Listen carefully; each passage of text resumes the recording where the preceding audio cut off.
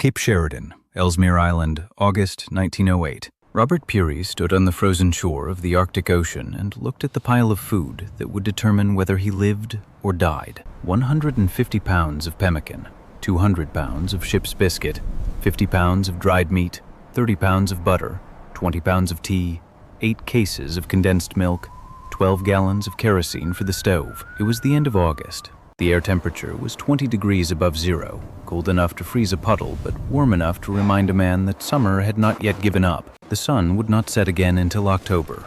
Then the darkness would come, and the cold would come, and Peary would be gone, sledging south across the shifting sea ice toward the North Pole. The food would stay behind, buried under a carefully constructed mound of snow blocks marked with a single black flag tied to a bamboo pole. He would not see it again for 8 months. In April of 1909, when the sun finally returned to this corner of the world and the temperature still hovered at 40 degrees below zero, Peary would return to this spot. He would dig through the snow that had accumulated over the winter, some of it drifted 10 feet deep, and find the cache exactly where he had left it. He would break open the frozen canvas bags with an axe. He would chip off chunks of pemmican and biscuit and butter, and he would eat food that had been stored for 240 days without a single block of man-made ice. The meat would be frozen solid. The pemmican would be hard as stone, but still pliable. The butter would be pale and cold, but it would be edible. It would be safe. It would be exactly as nutritious as the day he buried it. The Arctic had stored his food for him, silently, faithfully, without electricity or moving parts or any human intervention at all. It had asked nothing in return but the cold. This is the story of how people stored food for months without ice, using nothing but the winter itself as a refrigerator, and how one man bet his life on a mound of frozen supplies. Robert Peary was not the first person to discover that winter could preserve food. The Inuit of the Arctic had been doing it for 4,000 years. The Vikings had done it in Greenland, burying meat in the permafrost and digging it up in the spring. The Norse settlers of Iceland had stored butter in peat bogs, where the cold, anaerobic conditions kept it edible for years. The pioneers of North America had done it in their root cellars and in the snowbanks on the north sides of their cabins. The technique was older than writing, older than metal, older than agriculture itself. But Peary was the first European to document it systematically, to measure the temperatures and the moisture levels and the results, and to rely on it completely for his survival. He was not a scientist by training, but he was a careful observer, and his journals from the 1908 to 1909 expedition to the North Pole contain detailed notes on every aspect of winter food storage. Peary's expedition was supplied entirely by caches. The concept was simple. He would travel north from his base camp on Ellesmere Island, establish depots of food and fuel at regular intervals along his route, and then retreat to the south for the winter. In the spring, when the days were long enough and the temperature was still brutally cold, he would travel north again, picking up the cached supplies as he went. He would not have to carry all his food from the start. He would not have to drag heavy sledges through soft snow. He would travel light, live off the caches, and reach the North Pole. That was the plan. The plan depended entirely on the caches.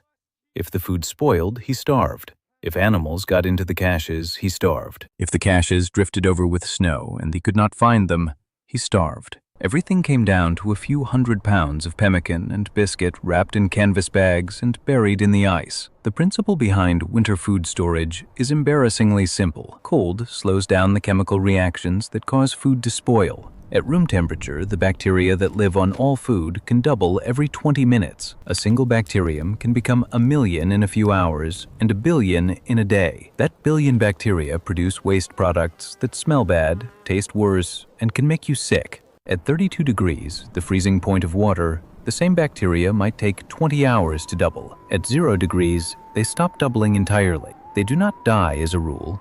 Most bacteria go dormant when frozen.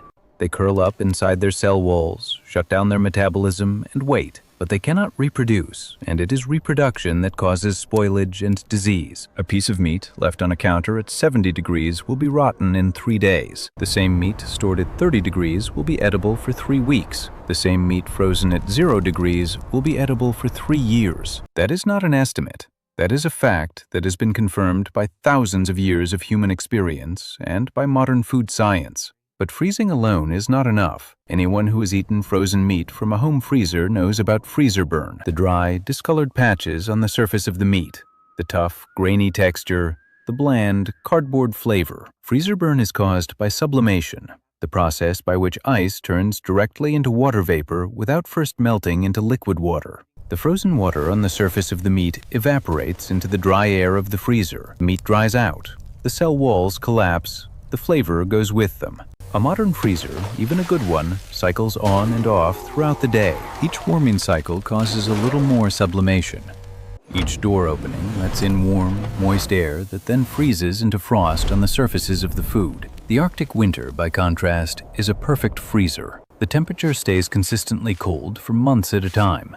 There are no warming cycles. There is no door opening and closing. The air is already dry, so dry that your breath turns to ice crystals before it hits the ground. A piece of meat buried in the snow in October will be exactly as frozen in April as it was the day it went in. The sublimation rate is so slow that it is not worth measuring. Peary learned these techniques from the Inuit. His expeditions employed Inuit hunters and their families who taught him how to read the snow, how to build igloos, how to travel across the shifting sea ice, and how to store food for the long winter. The Inuit method for meat storage was elegant in its simplicity. A seal killed in October, when the temperature had dropped below freezing and would stay there until May, was butchered on the ice. The meat was cut into large chunks. A hole was dug into the permafrost, the permanently frozen ground that underlies much of the Arctic. The hole was lined with sealskins to keep out dirt and insects. Meat was placed inside. The hole was covered with a thick layer of stones and then a mound of snow. The permafrost, which stays at a constant temperature of around 15 degrees below zero year-round,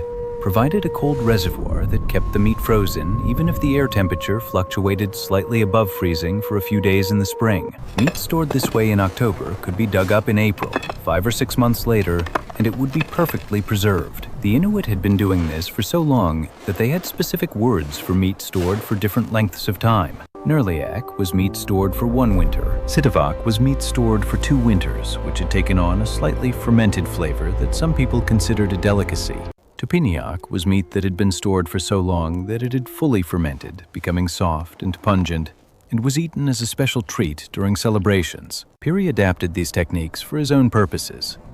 He established a series of food caches along his route to the North Pole, each one located roughly 50 miles apart. Caches were stocked in the late summer and early fall of 1908, when his supply ship, the Roosevelt, could reach the northern latitudes. The food was packed into canvas bags and wooden boxes, then buried under snow blocks or placed in natural depressions in the ice. Each cache was marked with a black flag on a bamboo pole, and the location was recorded by sextant so that Peary could find it again in the featureless white expanse of the polar ice. The caches contained pemmican, ship's biscuit, dried meat, butter, tea, condensed milk, and kerosene for the stoves. Some caches also contained extra clothing, replacement sledges, and dog food. The total weight of food stored across all caches was more than 3,000 pounds, enough to feed Peary and his team for the entire spring journey. The pemmican was the most important item in the caches. Pemmican, the calorie-dense mixture of dried meat and rendered fat, was the ideal food for Arctic travel because it did not freeze solid. Fat has a lower freezing point than water, and the fat in pemmican remained pliable even at 50 degrees below zero. A man could take a lump of pemmican from a cache, break it with his hands, and eat it immediately.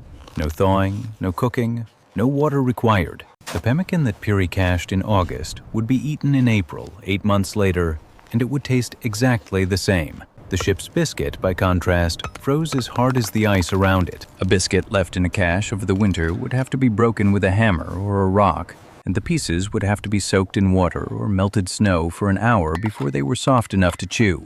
But biscuit was still edible. It was still nutritious. The butter froze solid, but was still edible, though it became crumbly and difficult to spread. The tea and condensed milk were unaffected by cold. The kerosene remained liquid down to about 30 degrees below zero. Below that, it became thick and syrupy and would not flow through the nozzle of the pressure stove. Peary's solution was to carry the kerosene inside his parka next to his body to keep it warm enough to burn. At night, he slept with the fuel cans inside his sleeping bag. The retrieval of the caches was the most dangerous part of the operation. Peary traveled in the spring, when the temperature was still 40 or 50 degrees below zero, but the sun had returned and the days were long enough to travel. His team would sledge from cache to cache, dog teams pulling heavily loaded sledges across the uneven sea ice. Each cache had to be located, which was harder than it sounded. The black flags sometimes blew down. The bamboo poles sometimes broke. The caches themselves drifted over with snow so that a mound that had been 4 feet high in August might be level with the surrounding ice in April after months of wind and drifting. Peary's Inuit guides, particularly a hunter named Uta who had an almost supernatural sense of direction, would walk ahead of the sledges, scanning the horizon for any sign of the caches. When they found one, the team would dig. A cache that had been buried under a foot of snow in October might be under 4 feet of drifted snow in March. The teams used shovels and snow knives to excavate, working quickly before the cold could numb their hands. The men took turns digging while the others rested or tended to the dogs. When the food was exposed, it was often frozen into a solid block. The canvas bags had to be broken apart with axes. The wooden boxes had to be pried open with crowbars. The pemmican inside was hard but could be chipped off with a knife. The biscuit had to be smashed. The butter was like a brick, but the food inside was always good. Peary wrote in his journal that he never once found a cache that had spoiled. The Arctic cold is the most faithful of preservers, he wrote on April 4, 1909, after opening a cache that had been stored for 231 days. It takes our food and holds it exactly as we left it, asking nothing in return. No mold, no rot, no weevils. The only enemy is the polar bear, and we have learned to build our caches too well for him. The polar bear was a real threat. Bears have an extraordinary sense of smell. They can detect a seal carcass from 20 miles away, and they can certainly detect a cache of pemmican and biscuit. Peary learned to build his caches so that the scent of the food was masked. He buried the food deep in the snow, then covered it with blocks of ice and more snow. He scattered the area around the cache with seal blood and blubber to confuse the bear's noses. He sometimes built decoy caches, mounds of snow that contained nothing, to mislead any bear that might be watching. The techniques worked. In all his years of Arctic travel, Peary lost only a few caches to bears. The rest remained untouched, waiting for him in the white silence. The most dramatic example of winter food storage in the Arctic occurred not with Peary, but with the crew of a ship called the Karluk. The Karluk was a Canadian Arctic expedition vessel that became trapped in the ice in 1913 and was slowly crushed. The crew, led by Captain Robert Bartlett, escaped onto the ice with whatever supplies they could salvage. They had almost no food. Bartlett led his men across the frozen Beaufort Sea, walking and sledging hundreds of miles to reach land. Along the way, they discovered a cache that had been established by an earlier expedition, possibly Peary's, years before. The cache contained pemmican and biscuit that had been stored for 3 years. Canvas bags were faded and frayed. The pemmican inside was dark and hard, but it was not spoiled. Bartlett's men ate that cached food and lived. The cache had saved their lives. Bartlett wrote about it in his memoir. The pemmican was as good as the day it was made. The biscuit required soaking, but it was still food. We ate it with gratitude and with admiration for the men who had stored it there, knowing that someone might meet it someday. The ice house was a sophisticated technology, but it was not necessary. The simplest method of all was to do nothing. If you lived in the climate where winter temperatures stayed below freezing for months, you could store food outdoors. You did not need a cellar or a cave or an ice house. You needed a north-facing wall, a wooden box to keep the animals away, and a blanket of snow to insulate the box from temperature swings. The snow itself was an insulator. A foot of fresh snow has an R value of roughly 1 per inch, meaning that a foot of snow provided the same insulation as a modern wall. A box of meat buried in a snowbank would stay at a stable temperature just below freezing, even if the air temperature dropped to 40 below or rose to 20 above. The snow protected the meat from the worst of the cold and from the warmth of the sun. It was the perfect natural refrigerator, and it cost nothing. The science of frozen food storage was not well understood until the 20th century. Lawrence Birdseye, the man who invented the modern frozen food industry, got his start in the Arctic. Birdseye was a naturalist who worked as a fur trader in Labrador, Canada in the 1910s. He observed the Inuit freezing fish and meat in the open air, and he noticed something important. Fish frozen quickly in the Arctic cold tasted better than fish frozen slowly in a home freezer. The difference, he later discovered, was the size of the ice crystals. Rapid freezing produces small ice crystals that do not rupture cell walls. Slow freezing produces large ice crystals that turn the food to mush when thawed. Birdseye took this observation back to the United States and invented the quick freezing process that made frozen food a billion-dollar industry. He acknowledged his debt to the Inuit. "They taught me everything I know about freezing food," he said in a 1929 interview. "I just put a patent on it." The lesson of winter food storage is not complicated. Cold preserves. The colder it is, the longer it preserves. And if you are lucky enough to live in a place where winter brings the cold to your doorstep, you do not need an icebox or a refrigerator or a freezer. You need a north-facing wall, a shovel, and the knowledge that a foot of snow is the best insulator you will ever find. The Inuit knew this. The Vikings knew this, the American pioneers knew this, and Robert Peary, standing on the frozen shore of Ellesmere Island in August 1908, knew it too. He buried his food in the ice, marked it with a black flag, and walked away. 8 months later, he came back. The food was exactly where he had left it. It was cold, it was hard, it was perfect. He ate it and traveled on toward the North Pole. He reached it on April 6, 1909. He owed that achievement to many things.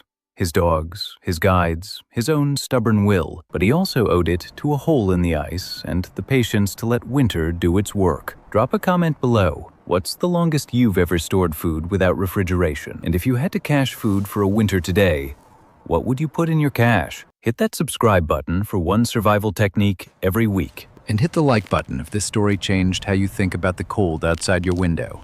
Because sometimes the best refrigerator in the world is the one that comes free with every winter.